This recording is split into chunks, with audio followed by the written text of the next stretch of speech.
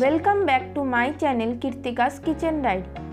সামনেই জন্মাষ্টমী, আর এ সময় আমরা সকলেই কম বেশি বাড়িতে মালপুয়া বানিয়ে থাকি। কিন্তু একবার এভাবে মালপুয়া বানিয়ে দেখুন, আশা করি আপনাদের সকলেরই খুব ভালো লাগবে। তো জন্মাষ্টমী উপলক্ষে আজ আমি আপনাদের সাথে শেয়ার করছি রসে ভরা বাদশাহী মালপুয়ার রেসিপিটি ভালো লেগে থাকলে অবশ্যই আমাকে কমেন্ট করে জানাবেন রেসিপিটি আপনাদের কেমন লাগলো।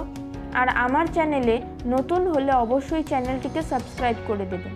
তো চলুন শুরু করা যাক আজকের আমার এই রেসিপিটি। বাদশাহী মালপুয়া বানানোর জন্য এখানে নিচে 1 বাটি পরিমাণে ময়দা, 1 বাটি পরিমাণে সুজি, 1 বাটি পরিমাণে চিনি, 3 টেবিল চামচ পরিমাণে গুঁড়ো দুধ, 1/3 কাপ পরিমাণে নারকেল কোড়া, আর নিয়েছি এলাচ গুঁড়ো, আর লাগছে কিছুটা পরিমাণে কুচনো ড্রাই ফ্রুটস। তারপর এখানে একটা বাটি নিয়ে ওর মধ্যে দিয়ে দিচ্ছি 1 বাটি পরিমাণে ময়দা, 1 বাটি পরিমাণে সুজি, 3 টেবিল চামচ পরিমাণে গুঁড়ো দুধ, 1 বাটি পরিমাণে চিনি, অল্প পরিমাণে এলাচ গুঁড়ো, 1/3 কাপ পরিমাণে নারকেল কোড়া, আর দেব অল্প পরিমাণে মৌরি। এবারে এগুলোকে আমরা মিশিয়ে নেব। তারপর অল্প অল্প করে জল দিয়ে আমরা একটা ঘন ব্যাটার তৈরি করে নেব।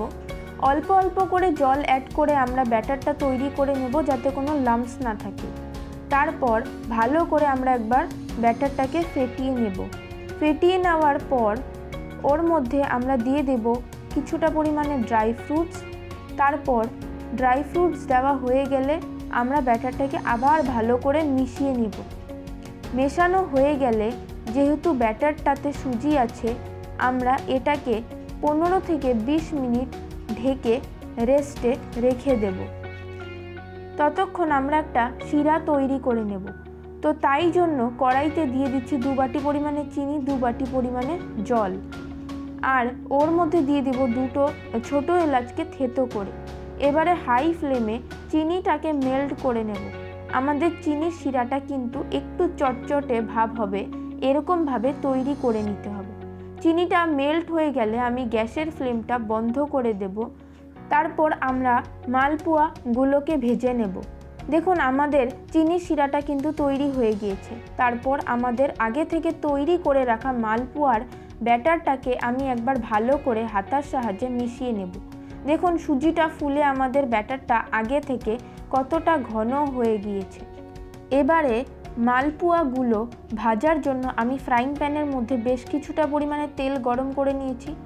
এবারে আমি হাতা দিয়ে ব্যাটারটাকে গরম তেলে এক এক করে দিয়ে দেব।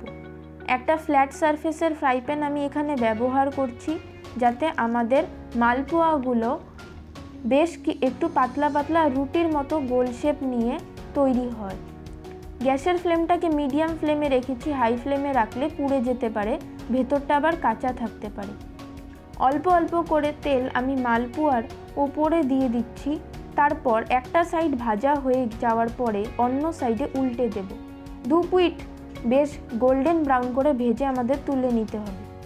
মালপুয়ার ব্যাটার যদি আমাদের পারফেক্ট হয়, দেখবেন মালপুয়া ছিঁড়ে যাবে না, বেশ গোল গোল হবে।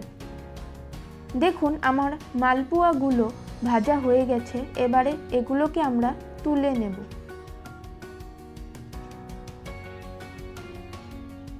এভাবেই আমি বাকি মালপুয়াগুলো ভেজে তুলে নেব। আর একে একে এভাবে মালপুয়াগুলো ভাজা হয়ে যাওয়ার পর গরম চিনির শিরার মধ্যে দিয়ে দিচ্ছি। আর চিনির শিরার মধ্যে দিয়ে কিন্তু কখনোই ফোটাবেন না, তাহলে আবার মালপুয়া ছিঁড়ে যাবে যখন আপনারা রস থেকে তুলতে যাবেন। এভাবেই আমি বাকি মালপুয়াগুলোকেও ভেজে শিরাতে দিয়ে দিয়েছি। দেখুন আমাদের নরম তুলতুলে রসালো মালপুয়া তৈরি। এবারে মালপুয়াগুলোকে আমি একটা প্লেটের মধ্যে তুলে নিয়েছি, আর উপর থেকে ছড়িয়ে দিচ্ছি কিছুটা পরিমাণে ড্রাই ফ্রুটস। আশা করি আমার আজকের এই জন্মাষ্টমী স্পেশাল মালপুয়া রেসিপি আপনাদের ভালো লাগলো। ভালো লাগলে আপনারা এইভাবে বাড়িতে বানিয়ে দেখবেন। পুরো ভিডিওটি শেষ পর্যন্ত দেখার জন্য ধন্যবাদ। আমার চ্যানেলটিতে এখনও সাবস্ক্রাইব না করে থাকলে সাবস্ক্রাইব করে দেবেন, আর ভিডিওটিতে একটি লাইক ও শেয়ার করে দেবেন। আজ তাহলে এ পর্যন্ত, আবার হাজির হয়ে যাব নতুন কোনো রেসিপি নিয়ে। ভালো থাকবেন, সুস্থ থাকবেন, ধন্যবাদ।